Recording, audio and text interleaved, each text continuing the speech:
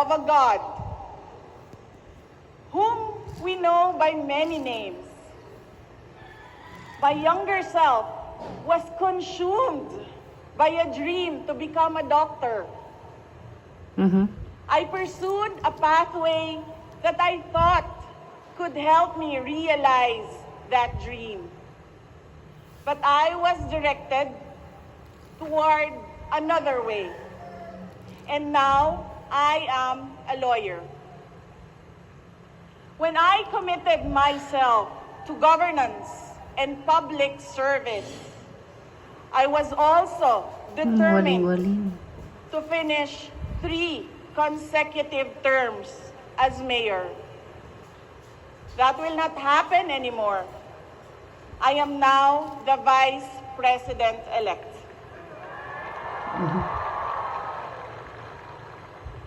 The voice of 32.2 million Filipinos was loud and clear. Yes. The voice keeps With the message to serve our motherland. And this message has been reiterated in my oath to consecrate myself to the service of the nation. There is a God. There is a God, yes. A God whose will transcends the desires of our hearts. One whose will directs us to the way that we might not have imagined, but a way that consecrates ourselves every day to help our fellow men overcome the difficulties they face in their lives, Yes, Tatay Digong. to change lives, to save lives. If you all take a moment to listen to the call to serve and decide Langkad to na po heed si the call Mayor. Hey, Mayor. in the same way that many are already devoting their Nakaproud nga lives sa mga parents as nga na hardworking magtanaw kasi farmers magwapa nga and ano. fisherfolk that ensure that there Vice is President. food on our tables. Dedicated health workers who help the sick. Brave soldiers who fight for our country. Honest and fair entrepreneurs who support our economy.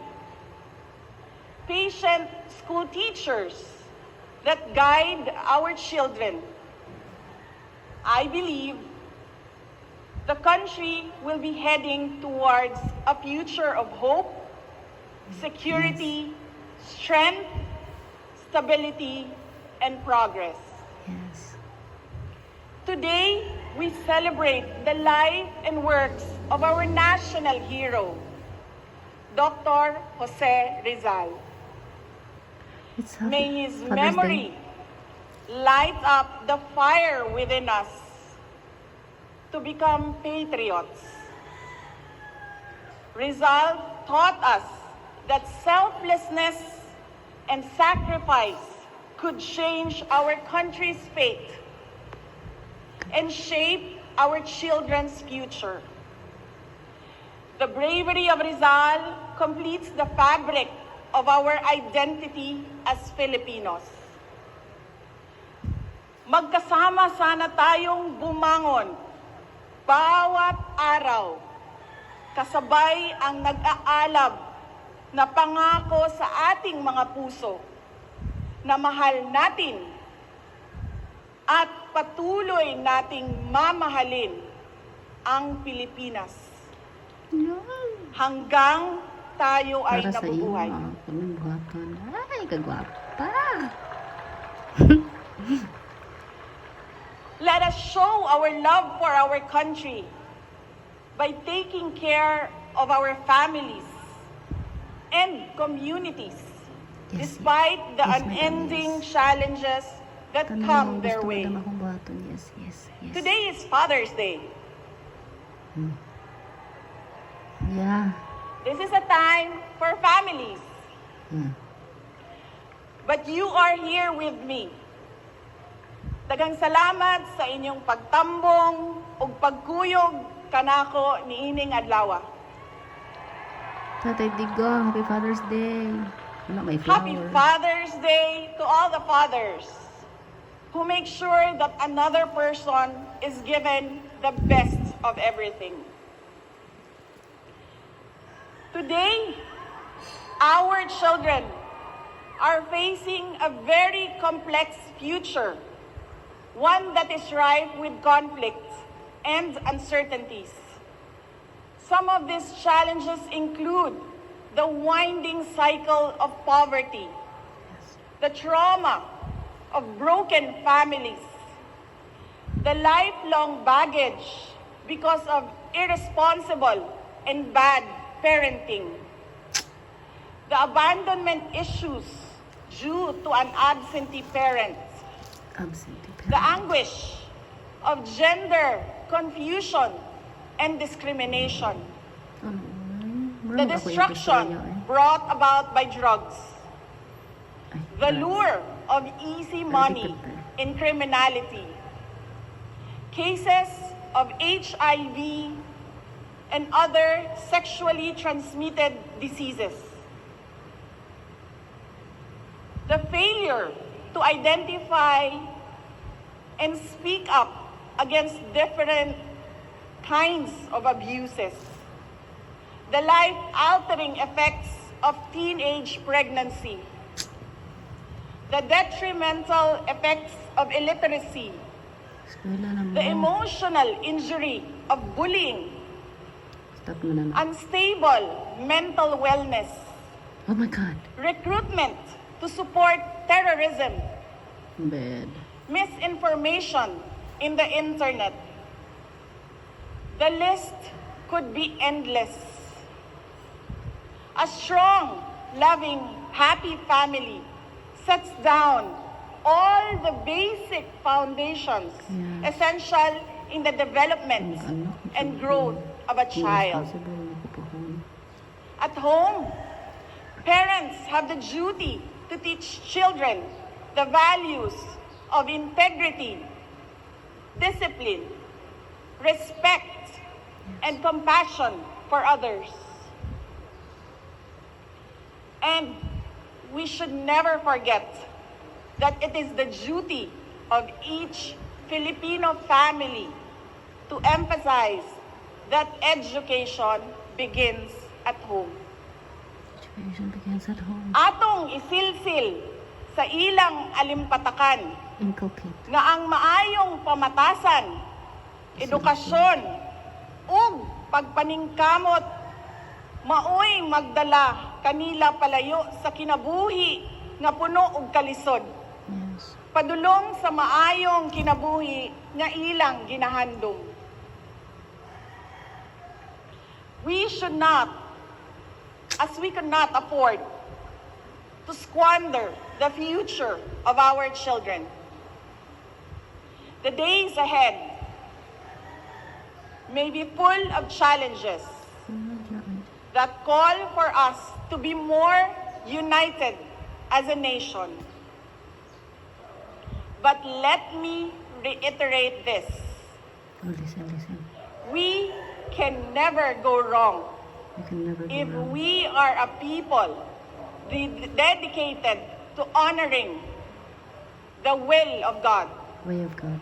to serving our country and our fellow men, and protecting the integrity of our families and the future of our children. Lagi na ako, medyo ko inday. Public servant. Ako po, si Inday Sara, I know. Ang gwapa. Kaya laki ko a mo. proud Davauenya. Og Bisaya Very po. proud. Hmm. A proud Mindanaon. And Bisaya po. Hindi. Hindi ako ang pinakamagaling o pinakamatalinong tao sa Pilipinas at sa mundo. Ika'y pinakagwapa. Walang makakatalo sa tibay ng puso ko bilang isang Pilipino. Peso. Mabuhay ang Pilipinas! Tagang salamat. Mahalin natin ang Pilipinas at mahalin natin si Inday Sara.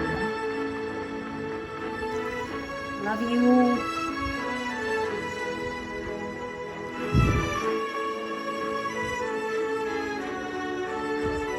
Thank you very much, Vice President-elect Sara Zimmerman Duterte, for your message. May Father's Day ka ron. We will now have the photo opportunity with Vice President-elect Sara Zimmerman Nablit ni Tatay Duterte. Digong. Nablit. May we request President Rodrigo Roa Duterte, Mrs. Elizabeth Zimmerman Duterte, and Associate Justice Ramon Paul Hernando to join the Vice President-elect. Yeah. Nagpan sila mag-isip na ulo na sila.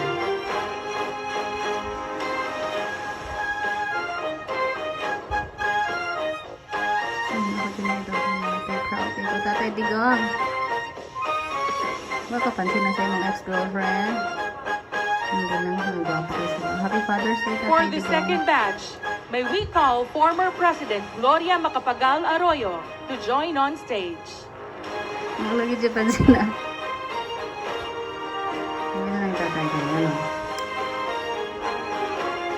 Manday ka na nagkatuloy, hindi mo naman yung upan.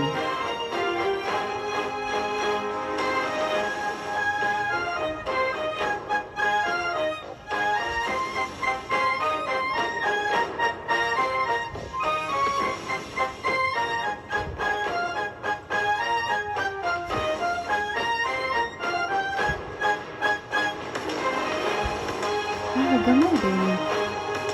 Former president. Little girl.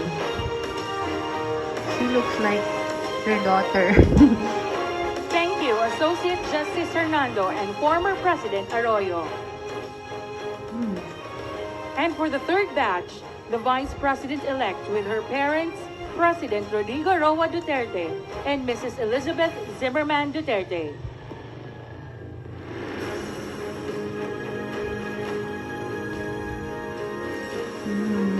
Cute. Tatay Digong pa doon. Launsa naman taan ni. Oy, LQ man di ay ta. Panagad po din na Tatay For the Digong. fourth Pwede man na mo batch, smile. may Good we call on smile. stage the Duterte, Zimmerman, and Carpio family members to join the Vice President-elect and her parents. Sige na Tatay Digong. Smile na ng mga apo.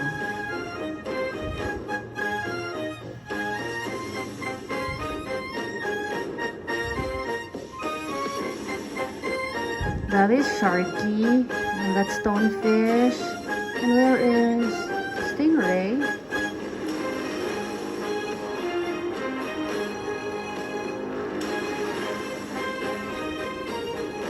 Si Stonefish. Ah, dara. Si Stingray. Apo. Green kayo tanan.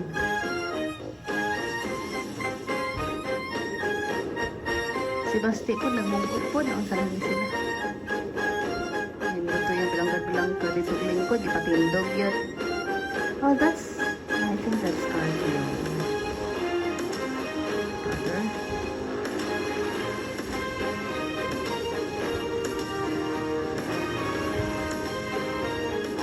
Kaya asa madi si congressman? Si Pulong.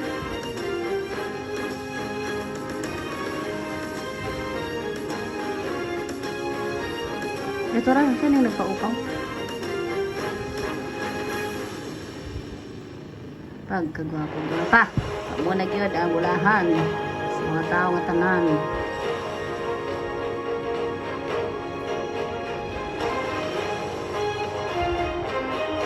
Si Pulong, I need to see Pulong. There's no Pulong over there. Oh, bukuhan stonefish. Ah, stingray. Oh,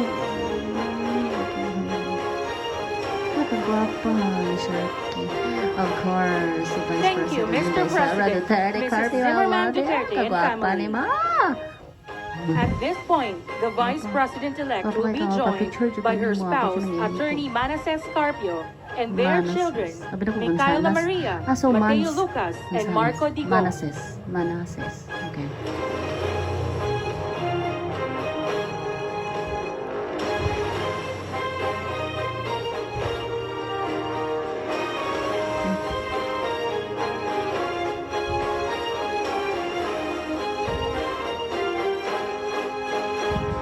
Ano man nila mga laki gamugot man eh. Natay tigang.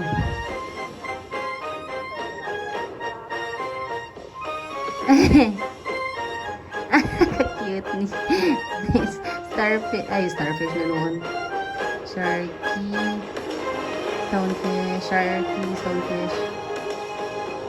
Stingray.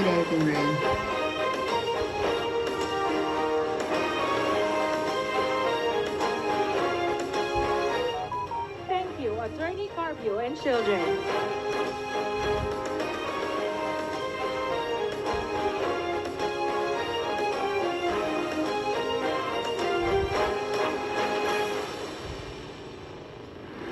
Natin na pabutan.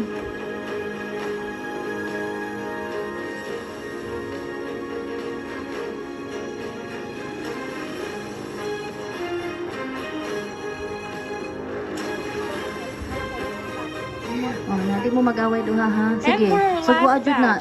Madam Zimmerman, suguan na ka ganiha pa ng President-elect Ferdinand R. Marcos Jr., his spouse, Attorney Liza Araneta Marcos, Ilocos Norte District 1 Representative-elect Sandro Marcos, and Senator Amy Marcos.